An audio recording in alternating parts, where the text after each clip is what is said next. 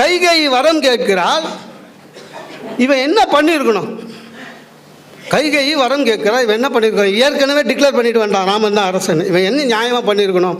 உடல் வலிமை மிக்கவன் தயரது. கைகையை ஒன்று போட்டு அரண்மனை வைத்தியனை கூப்பிட்டு ஒரு 45 நாள் யாருக்கும் தெரியாமல் வைத்தியம் பண்ணு.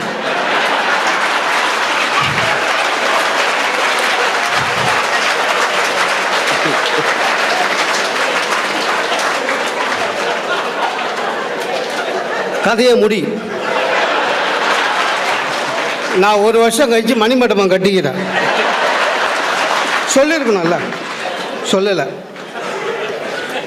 சரி, வேற என்ன பண்ணியிருக்கணும்? இவன் அறிவாளிங்க, புத்தி கூர்மை மிக்கவன், அரசன் இல்லையா, அறிவாளி. என்ன பண்ணியிருக்கணும்? வசிஷ்டரை கூப்பிட்டுருக்கணும். இங்கே வா, எந்த நேரத்தில் இவன் என்ன வரம் கேட்குறா பாரு.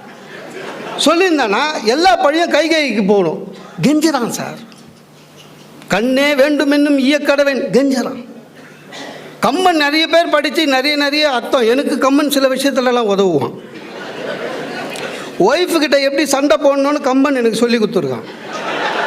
உங்களுக்கு தெரியுமான்னு தெரியாது. நீங்கள் அந்த மாதிரி புரிஞ்சால் கூட பக்கத்து பேஜுக்கு போயிடுவீங்க.